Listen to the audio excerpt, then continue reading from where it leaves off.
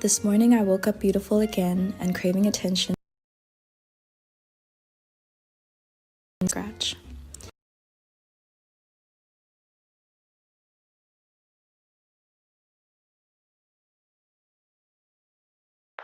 There's always destruction in creation. It's easy to fear the death card in the tarot until you understand that the death card is the tiller. A simple law of nature is that something has to die in order for other things to thrive.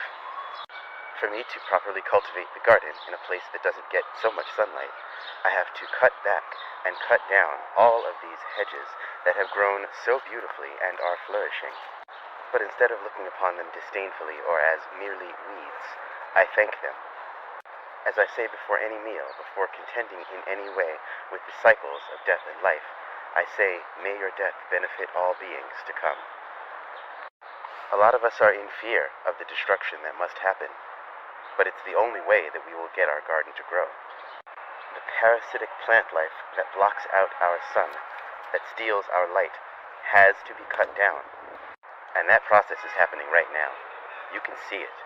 You can feel it. It's easy to fear the sun if you've always lived in the shade. But if we want to thrive for the first time, we have to trim the hedges without fear.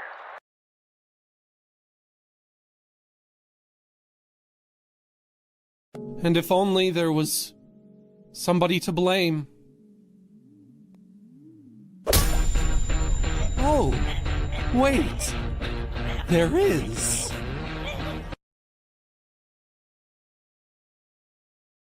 I don't respect the concept of Batman because of what I understand about politics now.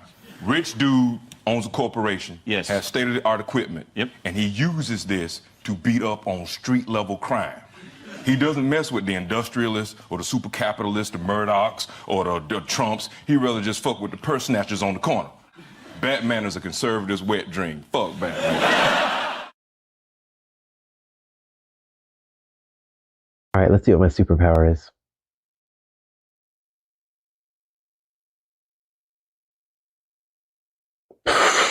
Girl.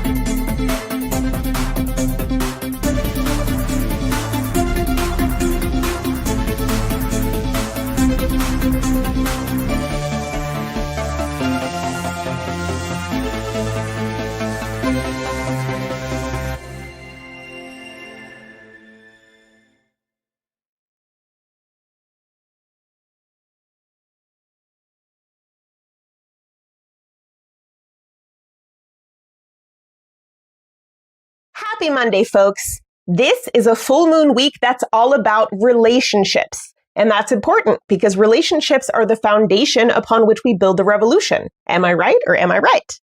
This is a powerful week to reclaim that relationality and interconnectedness that the overculture tries to steal from us, to keep us divided and separated and isolated and alone and disempowered.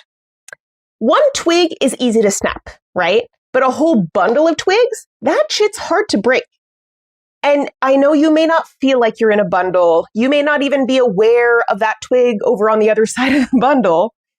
You may only feel connected to a few twigs that are adjacent to you, but that's what matters because those twigs are connected to other twigs and so on and so forth, right? It's about creating mutual support. So this week is a promising one for shoring up our connections, materially, mentally, emotionally, energetically, spiritually, etc.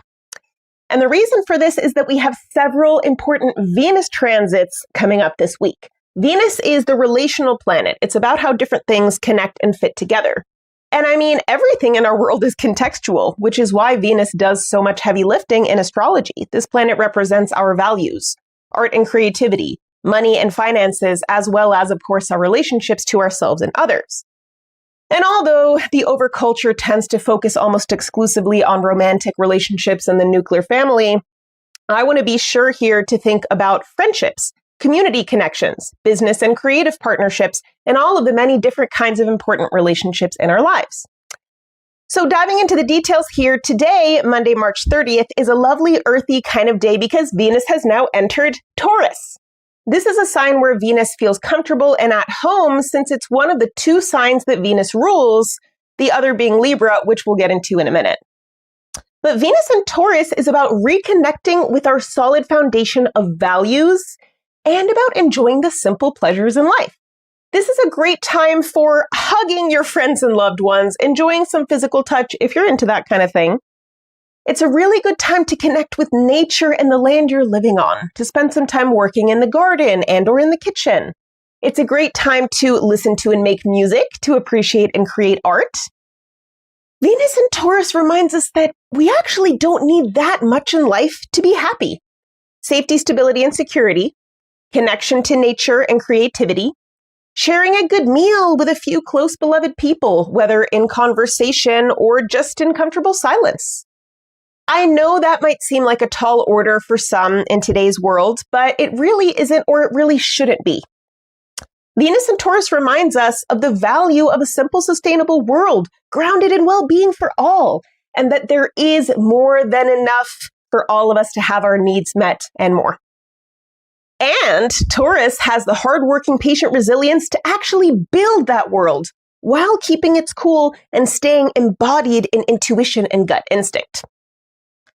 So that sets the theme for the week, and the Venusian theme continues on Tuesday evening the 31st when the moon enters lovely Libra.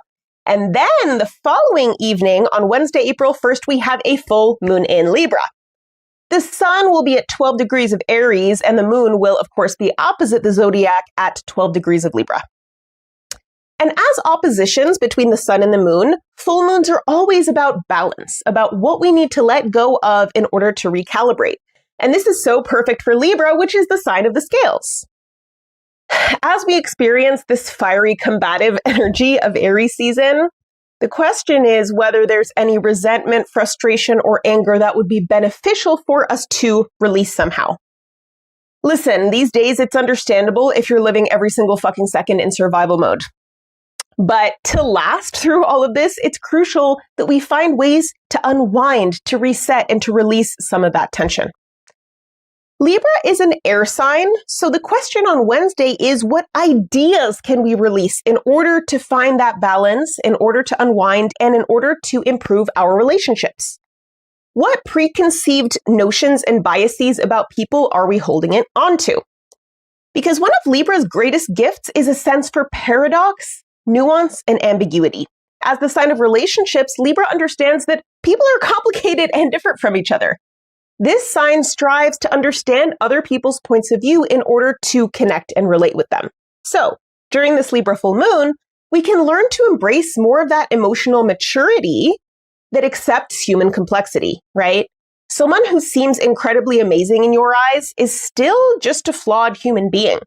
And someone who has made a mistake or done something bad doesn't immediately become a totally worthless villain, right?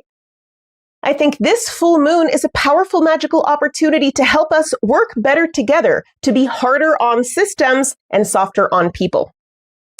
In order to create a more peaceful world, which I think almost all of us want right now, we need to create more justice and equality in our society. No justice, no peace, right? And all of these are important Libran themes.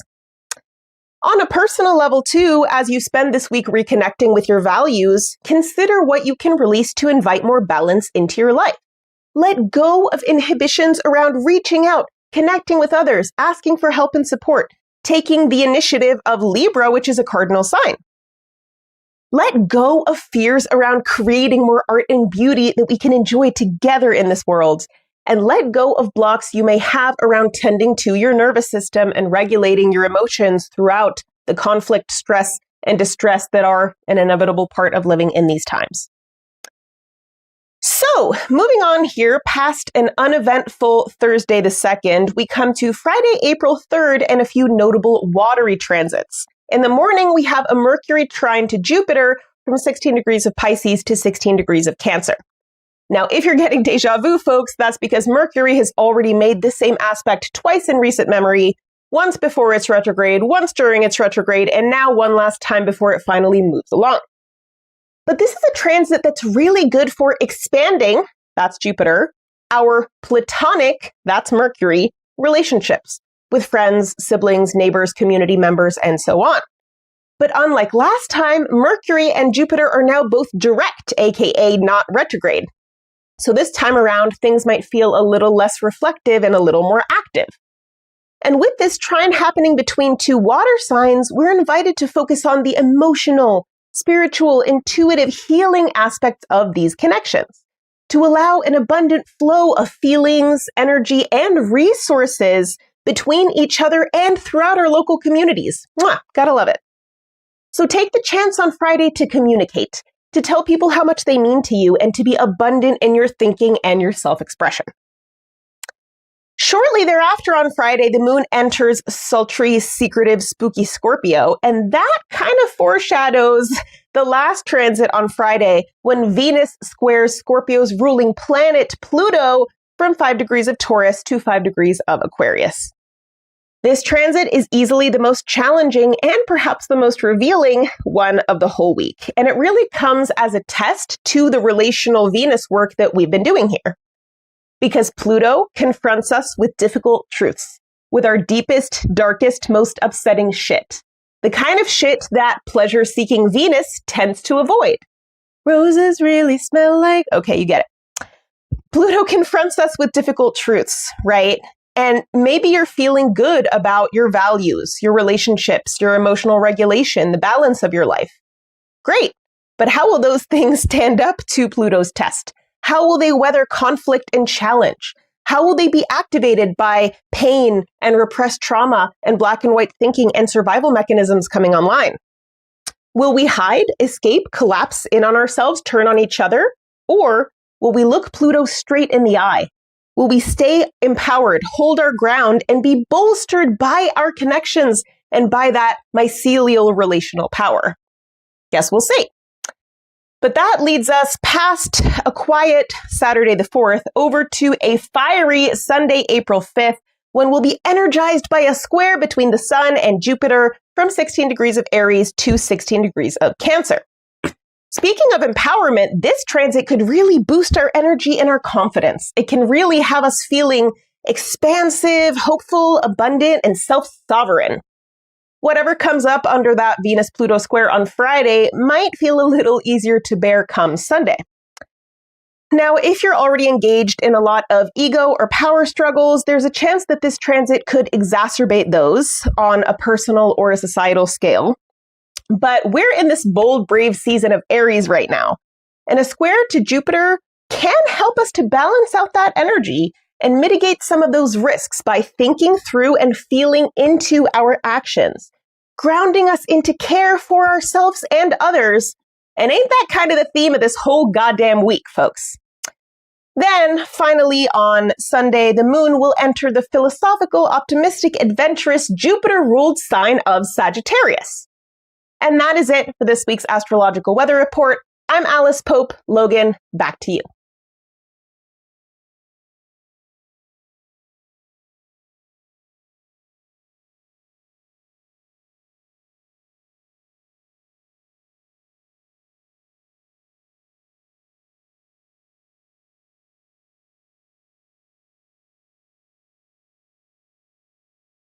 Now, what if instead of self-care, we get revenge?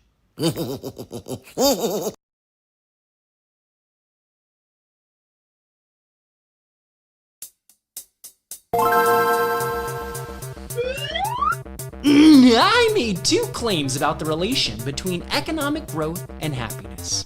First, that the goods life, as in goods and services, is not necessarily the good life.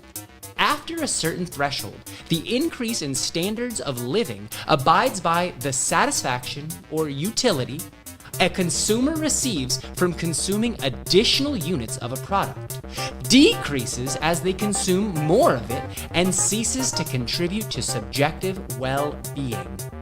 The happiness paradox is the phenomenon where actively and obsessively pursuing happiness often leads to lower levels of happiness. This is explained psychologically by the fact that one recurrently habituates to new levels of comfort. The hedonic treadmill is the observed tendency of humans to quickly return to a relatively stable baseline level of happiness, despite major positive or negative life events.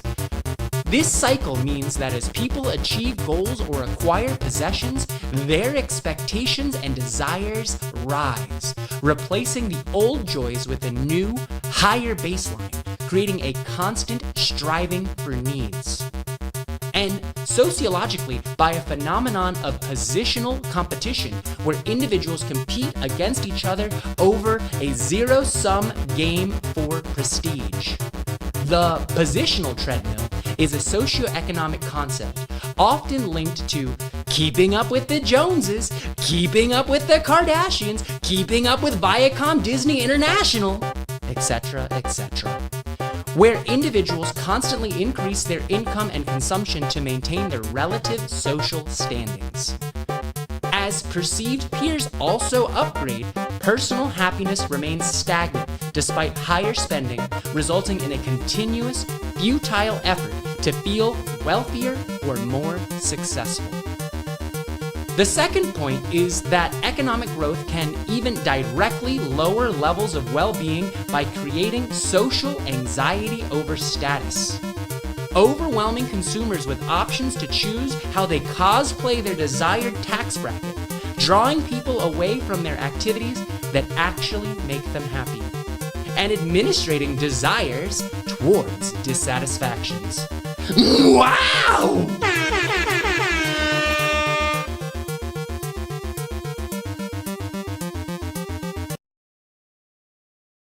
I don't know who the fuck the tolerant left is, but it sure as shit ain't me. I am not a nice person, and I have slapped the shit out of people for far less than telling me that the people that I love shouldn't have basic human rights. Stop playing with me.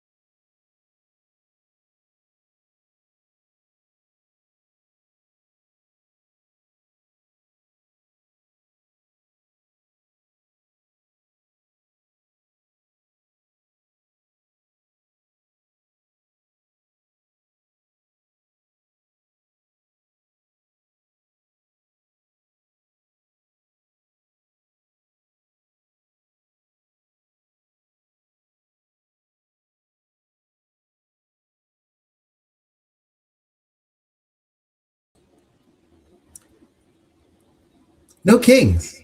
No kings. We've got no kings, right? We don't want any kings in this country.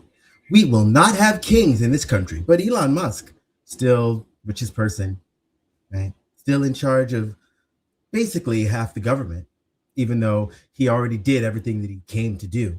Right? That whole Doge thing, right? No kings. No kings. But Jeff Bezos still gets to control the fucking Washington Post and like Amazon, which is the biggest fucking one of the biggest employers and is how everybody gets everything. And also the internet, Amazon Web Services. No kings, but the actual president we have does whatever the fuck he wants, just like he always has done for his entire life, right? The nonsensical, deeply unserious nature of what was the largest protest in American history is galling because it's all about words and clever fucking slogans. They say that 8 million people participated nationwide, and that's 8 million people who would have done a lot fucking better to just decide on a couple days, a week, a month of boycotting X, Y, and Z companies, of not going to work, of not paying their taxes, something that's actually material. But a bunch of those people went, felt like they were part of the movement, and then went home and continued to give their money to Tesla, to Amazon, right? We're fucked in some really serious ways. And it's like I need to stop policing myself about how I express that, y'all. Because I said this, in I think it was in our gaming server, but oil isn't just oil, right? I mean, we're also talking about like the fertilizer thing is a gigantic problem as well. But oil isn't just oil. Oil is also plastic, and plastic is fucking everything in this world. I think y'all don't really get how bad it's going to get here and how fast. And all of the stuff that I've been talking about for literally years at this point, right? Now, I'm going to give a little piece of nuance in the other direction because there were some people who were like, go to the lived out protest and try and grab who you can grab. And actually, I don't disagree with them. Because one of the problems we do have is that when we know better and we have basically become jaded already because we've been involved in this stuff for a while, we tend to look down on and leave behind people who aren't as far along as we are, right? So that's also true. And those people who have the wherewithal, who have the inclination, and who have the personality type also to go to these things and be there to grab the people who are actually about it. Because the other thing is, it is important to remember just how propagandized a people we are. There was a really great interview series by Abby Martin, fucking international treasure. And it was actually the thing that opened my eyes to just how bad things were in the country that is not real. Because she just went walking down the street in Tel Aviv, talking to average people. And I had never heard so much casual genocide, just proudly open, even with a giggle sometimes. You know, one of the quotes was, "Kill all the Harabis," which just means like kill all the Arab people. Like, wow. And just said it like giggling. And this was just some random young woman on the street, right? And there was some older guy was like, "Oh, you know what? They're gonna throw one rocket, we're gonna throw one big one, and we're done with it." like it was a joke, and that was regular. Now, why do I bring them up? For obvious reasons, but also, y'all don't seem to realize that that's what the fuck we sound like in this country. About you talking about Iran, talking about Russia, talking about China, talking about any country that our State Department essentially has been propagandizing us against. One of the biggest forms of that propaganda is, even though we don't have the same like angrily, hateful approach towards people like the Palestinians and to like, Arab people in general, we also have been taught to believe that, well, things are just like that there. That region of the world just always there's just always struggles, and they have so much problems with terrorism and all that. It's just so complicated. And that is what allows the more hateful approach to continue. It's the same thing as here, right? Because the libs who are going and breaking bread with their racist family members who say, we got to get rid of all those immigrants, that Black people don't share our values or our culture, right? They hear that and they go, well, it's just so complicated. And that's how the thing keeps going. We're past the point where any of us can be quiet, chill, calm. We need to be at these, because yes, there are people at things like No Kings, right? But really what those people need to hear is not the gentle approach anymore. We've done that. We've tried that. And also, there comes a time. There are times when you don't got to talk nice to people. In fact, you shouldn't. Okay? If somebody literally is on fire, are you gonna go, hey, sorry, I don't want to bother you, but you maybe should put some, get some water, splash a little water on that flame that you got to. Do you hear how that sounds? And that's essentially what we're doing when we're still trying to gentle parent people who don't get the direness of this moment, right? We need to be able to be forceful, to be real, to be genuine, to be harsh, and sometimes with each other about random stuff, right? This is also me at me, okay? Because I am a Venus-ruled person. I do like to try and find a way that things can be done nicely, in a way that's communicative, in a way that everybody can win. So this is also me at me. But sometimes people fuck up, need to be told they fucked up and that they got you fucked up. Sometimes people need to be told that the shelves are going empty. I've already seen videos from certain places, not the big cities, but certain places where someone went into like a Kroger's and there was just like a bunch of empty shelves. And they were just in there like, oh, whoa, check this out. Isn't that weird? And I was like, that's not weird. That's the law of cause and effect, babes.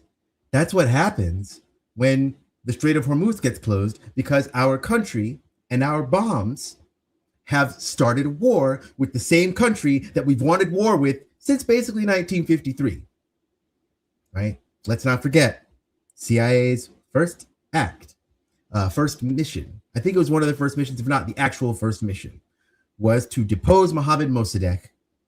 Because why? Because they wanted the oil. Because they wanted the oil for Western powers. And that's how we got to here.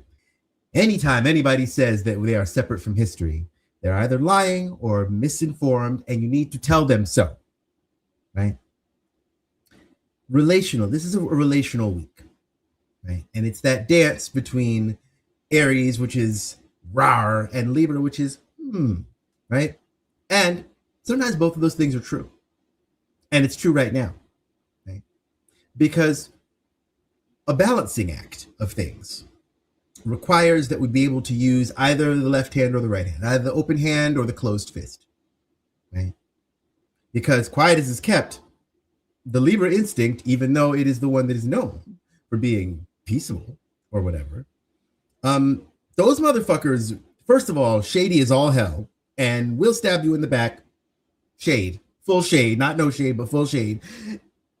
And they know how to get the point across, how to get the dagger in without just coming straight at you. And Aries, as much as Aries is the brash one, they're more likely to just tell you to your face, which actually is kinder, right?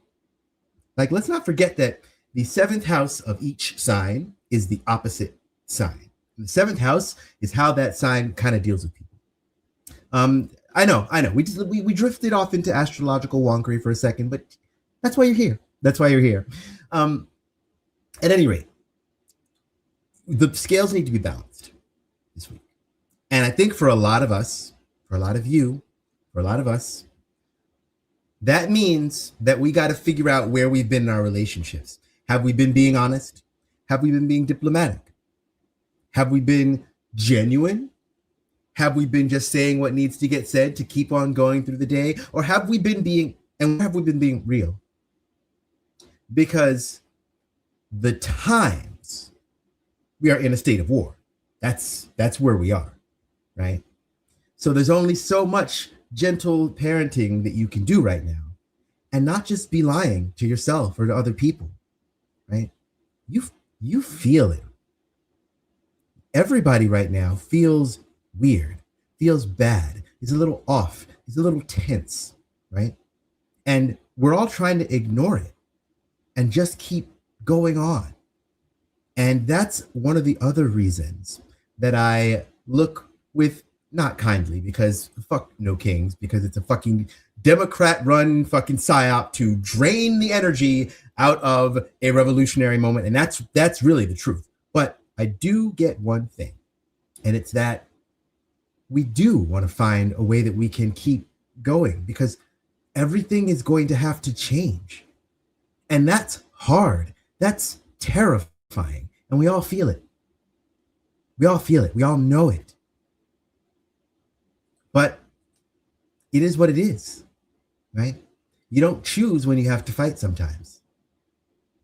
Sometimes you're minding your own business, just trying to go and get a can of Red Bull from the deli, and somebody comes up to you and says, square up. And your options are square up, knock them the fuck out, or end up laid out on the side street somewhere. And that is what we're facing on a literal societal level. The fight is being taken to us. Do you know at CPAC the other day, they have gone from just all of it. Basically this is what happens when you slow walk people who are genocidal. But now CPAC is openly saying stuff like, well, there's 100 million people in this country who don't share our values. That's like a third or maybe more, right, of the people in this country.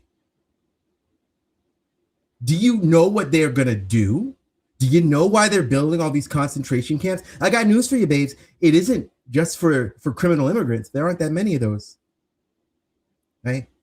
Immigrants tend to do crime at a much, much lesser rate than natural-born people, right? Those are for us. Those are for us. They're finding different ways. They're starting with trans people. They're starting with immigrants. They're going to put us in camps if we do not find a way to fight back. And while some of the people at the No Kings situation were people who just were misinformed, a lot of them, without any prevarication, a lot of them would happily watch us frog marched into one of those concentration camps so that they could get back to living a life mostly the way that it is now. And that's the cruelty and the evil that you have to contend with in the people that you're still trying to gentle parent. Okay? They don't care about you. They have shown that they don't care about others. They also don't care about your ass. Your family, your nuclear family, family of origin, people that you've known your whole lives, there's a good chance they don't love you like you think they do or they should. There's a chance that the nuclear family is being used as a trap against you. Right? I don't talk shit about, the nuclear family and about stuff like that because I'm just I'm just a mean bitch and I don't like nuclear like it's because it's a trap. It's because we should be looking at the people who are really in front of us, who have really showed up in our lives, and loving up on them, right? We actually have the freedom of motion, right? Think about how few of us would just stay with our family or places of origin if we actually had the freedom to choose who we were with and how and when. We don't have that many choices. We think we're free. There's a great, it's a book, or I don't remember if it's a book or an essay, but it's called They Thought They Were Free. And it's not about Americans. It's about the people of Weimar and then Nazi Germany. Because you can't forget that while everything was going on, right? While everything was going on in the Third Reich, a lot of the people there just continued their lives. They kept going to the baker and to the grocer and having dates, right? Their lives kept going largely unabated. And that is what's going to happen here. Because you know how I know that? Because that's what has happened here the whole fucking time this country has been here. During enslavement. During enslavement, people were just going and getting their mint julep or whatever the fuck they were getting. I don't know. Right? That it is possible to live alongside horrors. How often do you drive past a prison or a jail and you know the people in there don't deserve to be in there? You know they're getting their asses beat every day by guards. You know the food is inedible. You know it. But you got to pay a bill. You deserve to have a good piece of self-care, right? Because the other thing is, in addition to gentle parenting everyone else, we be doing that shit with ourselves. Yes, there's a thing about being too hard on yourself. Of course there is. But in this society, in the United States of America, we are way too fucking easy on ourselves, especially about complicity. We be using stuff like no ethical consumption under capitalism. We be using that as an excuse rather than a rallying cry to end capitalism, the thing that makes us complicit. That's supposed to make us end the things that make us complicit, not to just go ahead and do whatever it is that we want with our money, as if it doesn't matter, because it fucking does. It all matters. You matter. And what you do matters. And we already have kings. So you can say no kings all you want to. But if you can call him an oligarch, you can call him a robber baron, you can call him a billionaire, that's a king, baby. Okay? That's a king. In the modern times, the kingdoms might be overlapping, right? The kingdom of Tesla might overlap with the kingdom of Amazon, with the kingdom of the United States. But that's all it is. So they can say whatever they want to about no kings. They can use that as a rallying cry, but it's a fucking lie and it's goofy. Okay? The monsters are here. Like I said, I say this a lot, and I will continue to. The time of monsters of Gramsci is also the time of heroes. And a lot of us ain't acting like the fucking heroes we're supposed to be, that we need to be, and that we really are. If we just stop standing on our own dicks about it. Because you don't need to be someone else. You actually already are that person. You have that power. You have those skills. You have that courage. Let it out. Let it out, baby. But anyway, let's go right to our next segment.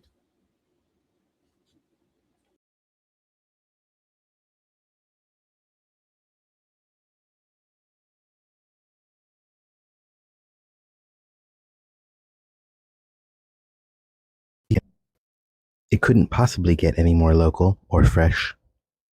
And what's more, I have a relationship with the plants. I grew them. I tended them. I care for them every day. And this is what they give back to me. For the price of some sun, some fertilizer, and some care. Resistance is fertile. Either I'm going to be quiet or I'm going to take it too far. There really is no in between.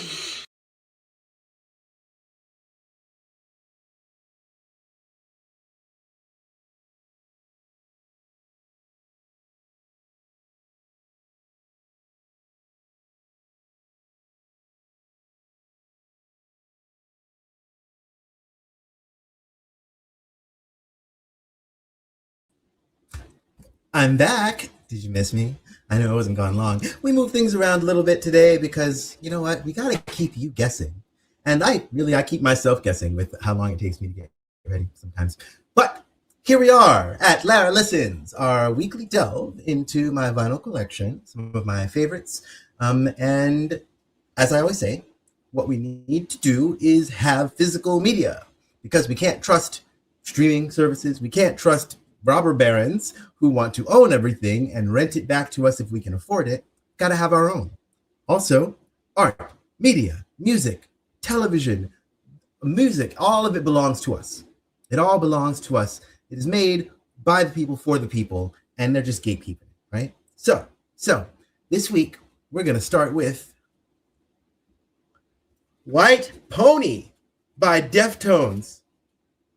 I don't think I have to tell y'all, okay? I don't think I have to tell y'all. Most of y'all, if you listen, I'm sure most of you have heard this album. It is such a classic. I'm such a Deftones girly. Like, love everything they've done, from Adrenaline, Around the Fur, the White Pony, even their newer stuff too. Just, I love them. Their sound is just, and also it's they use a lot of similar chord structures to how I write my own music. If you've heard my song Dig, if you listen to the song Dig and you listen to like most Deftones songs, you'll hear some similar chord work. And that was not intentional, just kind of like speaks to me. Same sort of chord structures speak to me. Anyway, this album, let me tell you something, has some of the greats on it, okay? Digital Bath. There's something about Deftones that is weirdly sexy. It's like, and sometimes I know Chino's like trying to be sexy, and sometimes it's not. It's just the vibe of it. But Digital Bath is one of my favorite sexy time songs. It's real fucking syrupy and heavy, and it also has that kind of like roar to it, where his voice kind of just like breaks through. He's got that thing where it's kind of like I'm sorry, I didn't mean to make everyone horny. I can't help myself sometimes. That song exemplifies like one of the the sexy vibe of Deftones. But then also they have, I don't know if you've heard the song 7 Words. It's not on this album. They also have songs like 7 Words, where it's just like, we're just gonna hit you over the head and make you want to jump out of your seats. Like, impossible to stay still. You're head banging. You feel ready to fight or fuck or pick an F word. Pick an F word you're ready for. This also has on it, let me show you the back. By the way, this is the 20th anniversary edition of this. Here's the inside of it. You got your artwork on the inside. Yeah, we've got Elite. RX Queen. Ooh, RX Queen is another hot one. Knife Party is another good one. All right. Passenger, the duet with Maynard from Tool.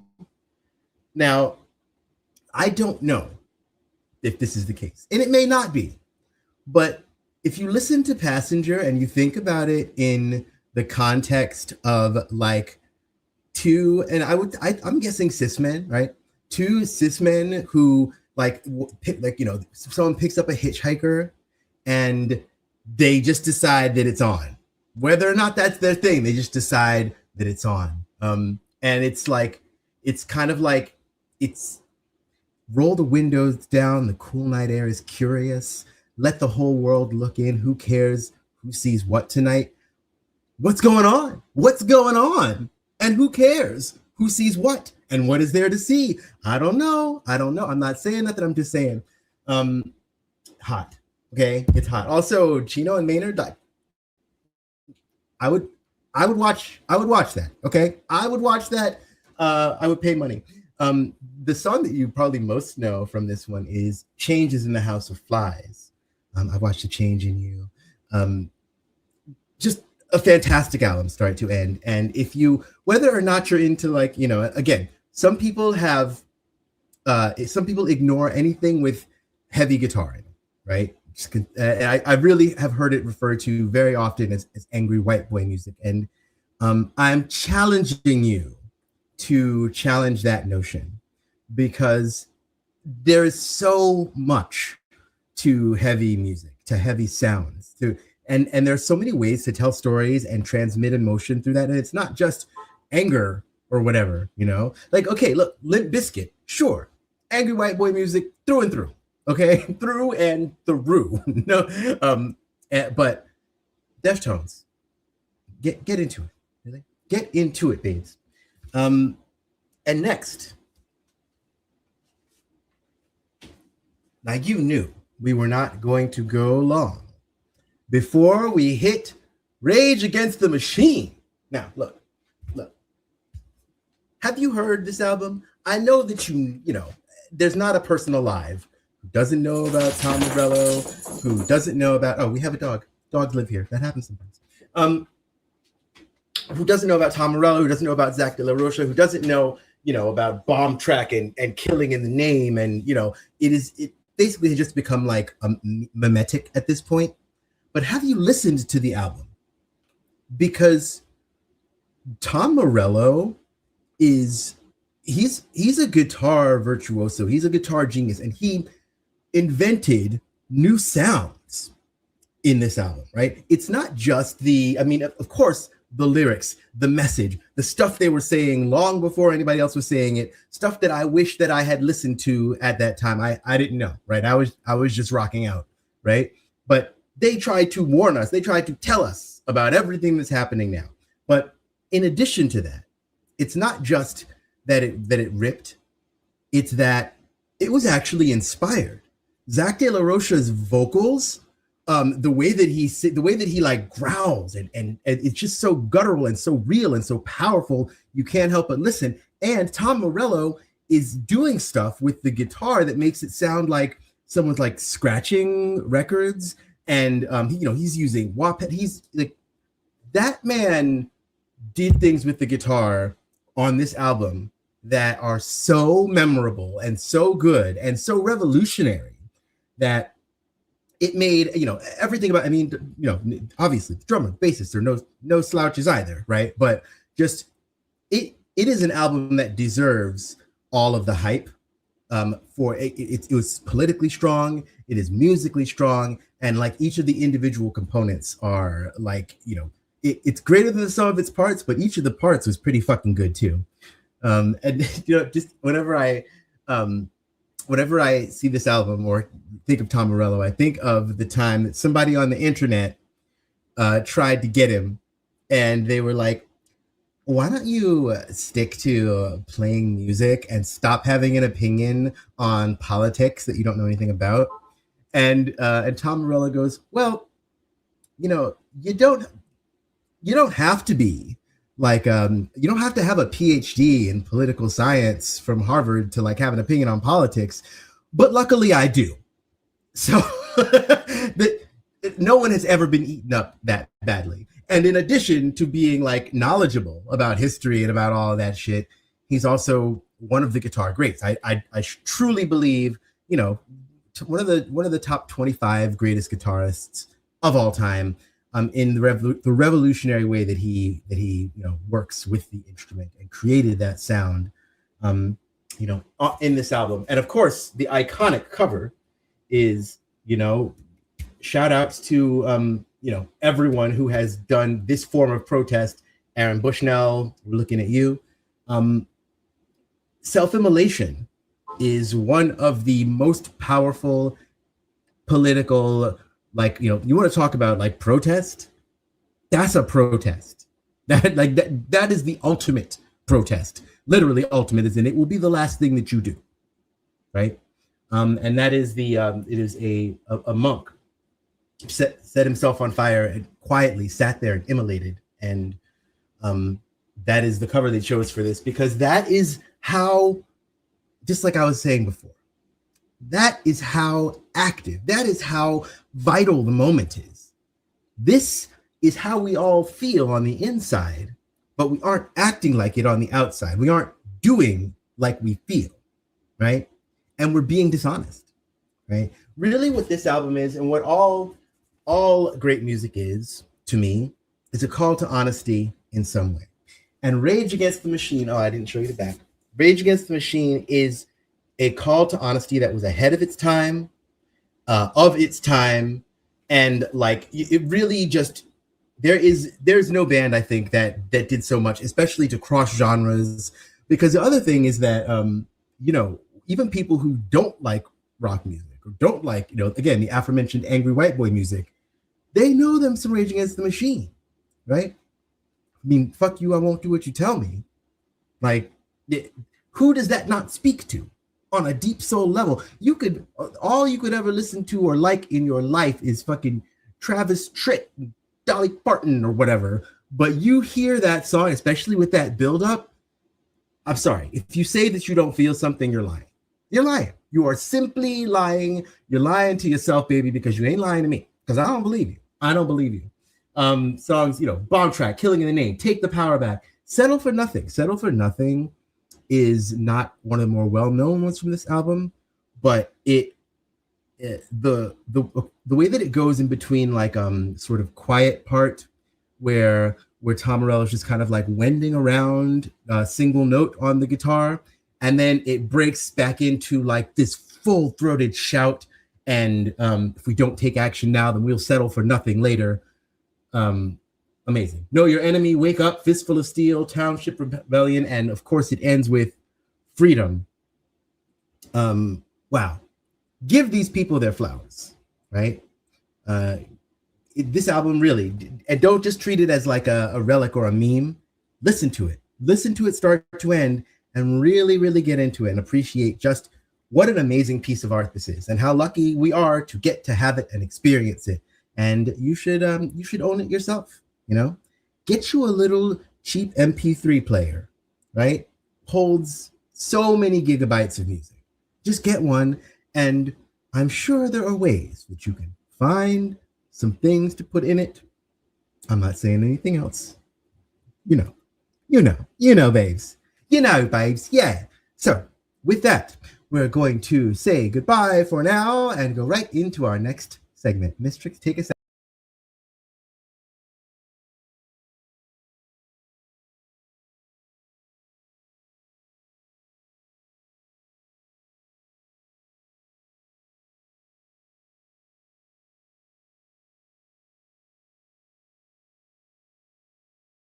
Indifference.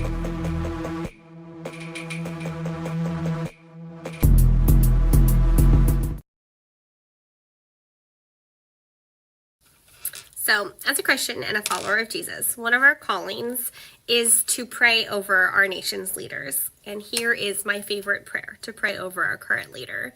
It is Psalm 109, starting in verse 7. When he is tried, let him be found guilty, and may his prayers condemn him. May his days be few. May another take his place of leadership. May his children be fatherless, and his wife a widow. May his children be wandering beggars. May they be driven from their ruined homes. May a creditor seize all he has. May strangers plunder the fruits of his labor. May no one extend kindness to him or take pity on his fatherless children. May his descendants be cut off, their names blotted out from the next generation. May the iniquity of his fathers be remembered before the Lord. May the sin of his mother never be blotted out. May their sins always... There's nothing to be depressed about. There's no war in Ba Sing Se.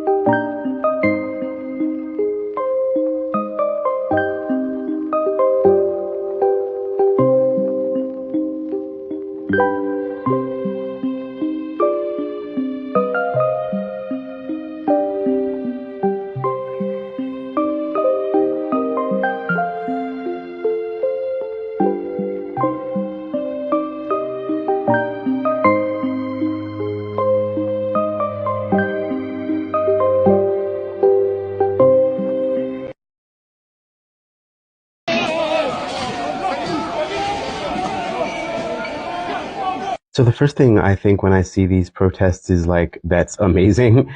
And a lot of people have been like, yeah, like, why don't we have that kind of energy here? And we did. Our memories are so short. Like, we lived through the literally, not figuratively, but literally the largest protest wave in American history in 2020. It was the biggest we've ever had. And unfortunately, what it unearthed is that we live in a police state, right? And all the repression that we're seeing now, like the building of Cop City, all of that stuff, it's all connected back to that. Even the terrible response to C-19 and that everything is opening back up and, that we just don't care about it anymore. That's all connected to the protesting that we did. They saw what happened when we have a little bit of time and when we have grievances and we all get together. They saw what happened. And they're like, absolutely not, never again. We have the strongest police unions. We have the most well-funded police. We have basically a militarized, occupying establishment of policing in this country that, like other places in the world, just don't. Marching and protesting and stomping down the street and yelling and, by the way, like making a bunch of signs, leaving a bunch of garbage, right? Basically just like making a little capitalist holiday whenever we have a march route that goes by a bunch of stores that are just giving them more of our money, right? The marches don't do anything.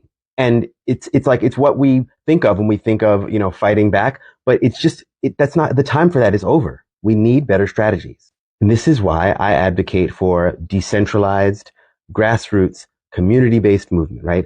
With all the stuff I'm talking about, gardening, fighting your HOA to say, oh, I thought of this recently, right? Like, fight your HOA and get a little convenience store in your suburban neighborhood. It's probably not allowed according to the rules, right? But fuck that, right? Why should you have to drive 20, 30 minutes just to get some simple goods? Doing mutual aid, organizing boycotts, organizing strikes, things that don't put us in front of the armed and extremely fascistic wing of our government. They are there to protect capital, and that is it. They are not there to protect us. They are there literally to control us. And at this point, you should be able to see that. Our fight here is the hardest, right?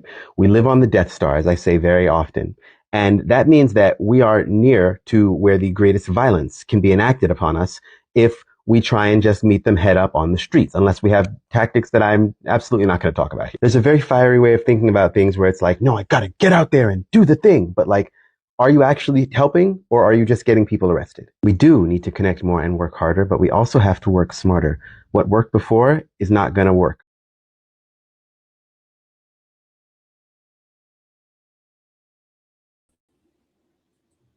We do have to work harder, but we also have to work smarter. What worked before is not going to work. I thought that a pretty good thing, that's from, I think, 2022, that video. And I think the No Kings protest yesterday proved the right of that, right? Because what demands were there? What demands have been made? What demands are going to be answered? Who was all that marching for? Was it to actually harness power? It wasn't. And that's the thing. Even if you think that it's a good idea that people went to it to try and radicalize other people, which you could make a good argument for, the thing itself was worse than useless. It was worse than useless. Because had we not, on a Saturday, of course, it's going to be on a Saturday because that's when people have the day off, right? You know what it reminds me of? It reminds me of basically how during enslavement, right, the people would be working all the time, but then on the one day you maybe get off, Sunday, you got to go to church because they got to control you then too, right? And like I said in the video, I bet that the No Kings protest wave and all the millions of people that went out, I bet stores haven't gotten paid like that in a long time. I bet capitalism itself got a beautiful payday because people were moving around. People were going from place to place. They were traveling, right? It is a way for them to co-opt the whole thing. And I want you to look into this. Don't take my word for it, but look into it yourself, right? Even though No Kings has no demands, it does have some tenets. And one of them is being against direct action. One of them is being only for nonviolence. Basically, it's for anything that will not do anything. It's a pressure valve. That is all these marches are at this point. A pressure valve is a way for people to release their anger, to go out and shout, right? And that is one of the dangers of too much fiery energy, of too much ego-driven, self-centered energy that's about you and what did I do? And like the action that I'm taking right now. Roar, like, yeah, I did it. I did the thing. I was there. You were there and did what? You were there and did what? What fucking changed? It would have been better for you to stay home and not spend any of your goddamn money with any of those companies along the route. It would have been better for you to be building in your community. And I mean your online and offline community. Because a lot of that has fallen off. Okay? A lot of that has fallen off. And I'm about to actually kick things back up in my own communities. Because, you know, I stepped back a little bit for personal reasons, but I'm realizing that is like, this is a mea culpa for me on that. Because it's not about how I fucking feel. It's about what needs to be done. It is not about what I feel. It is about what needs to be done. And that is a thing that a lot of people will say when they're like toxic overculture people will say that shit when they're trying to get you to come into work or some shit, right? But that doesn't make it not true at base. Sometimes how you feel is what should inform you. And of course is something that is important and should be, you know, considered and cared for. But sometimes, baby, you got to lace up your shoes, get out there and fight. Metaphorically, or perhaps literally. Okay? Because there's a lot of us also, I'm gonna, in closing, let me say this. We're gonna have to fight in ways that we think that we are not equipped for, that are not our job, that maybe we're not even educated enough, whatever, to do. Because what? You don't always get to choose when to fight and how, right? Sometimes things just get sprung on you. Sometimes you're just in a new situation and you just got to respond. You got to react, right? You can be prepared for most things, can't be prepared for everything. And how you react, right? It doesn't matter if you've ever been to a martial arts class or whatever, right? This is why everyone should learn a little bit of all of the different, be skilled in, not, obviously you can't be super skilled in all of the ways of contending, but you know what you can do. And this is something that I do in a lot of my content, right? I don't claim to be an expert at anything. There is nothing at which I claim expertise, except for maybe working with dogs, but whatever. In general, I consider myself a constant learner and a curious mind and someone who wants to, I would love to get to be able to get a solid D at any test I take in anything, right? And I feel like that's a better way to walk through the world. You just want to get a little bit of knowledge of everything so that should you find yourself in some situation, you're not totally caught off guard, right? Everybody should know how to throw one good punch, one good kick, one good physical discipline, right? One thing that you know that you can do, whatever your ability level, whatever your strength level, you should know in some way how to protect your physical body. Again, we've entered a state of war, right? If you clap somebody on both ears at the same time, you don't need a lot of strength. That person will probably go down on the floor. I'm not saying nothing, I'm just saying. We're in a state of war. We're all soldiers. We're all warriors. And we're going to have to fight in the ways that we can fight, but we're going to have to fight. You know, you don't get to choose at this point. It means that in your workplace, in your friend groups, in your family groups, and also in yourself. You're going to have to fight the urge sometimes to be like, I just don't have it today. Some days that will be true. But some days, you know what? Some days you probably could do it. At least a little bit of it, right? Just start. Just do a little something. And that will be something that you did, even that little piece that you did, right? I have so much affection for the community that we have built and we are building. For all of you who continue to show up for me, for the community, for the stuff that we're doing together. I, recently had to ask for like mutual aid from my community, from the House of Infinity. And like a lot of y'all really showed up, and I cannot tell you how much I appreciate that. Because it's difficult for me to ask because I'm house mother. I'm supposed to be providing everything for all of you and doing all that stuff.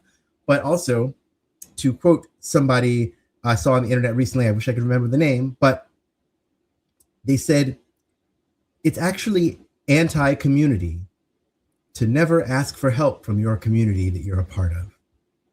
And that shit hit me so heavy because, yeah, you can't stand outside a community that you're in, even if you're the leader. And I am definitely the leader, right?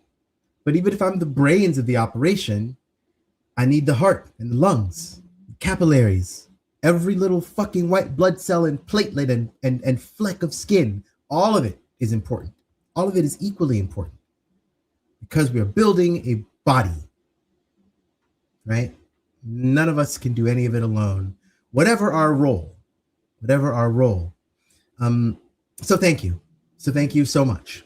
And I want you to help me continue to, spread the message, get the show out there, and share my work wherever it is, share my music, share that kind of stuff, because I am I'm making some big changes. I have already made some big changes in my life, and I want those to stick so that I can do more, do better, and do full time, because there's nothing more important to me than doing everything I can to help us survive what's to come. We're going to be talking a lot more about gardening and stuff, because I'm just about to start seeds and get the garden going this year, because we're literally going to need food, babes. So whatever patch of land, whatever place you have, even if you have just concrete and you can put some planters out like I have, please consider it, right? Please think about it, because things are going to get rough. They're going to get rough. I can't sugarcoat it. And I wouldn't, because that's not what I do. So thank you so much for being here. Thank you to our regular contributors, of course, as always, the amazing and wise Worm, to our excellent Alice Pope of Alice Pope Astrology for the weekly astrological weather report. And of course, thank you we had a little special guest appearance by Bones, Dr. Bonesworth. There's no Warren Bossing say, is there? Nothing. And of course, to my co-collaborator and partner in crime, the amazing Mistrix. Thank you all again, and we will see you next week.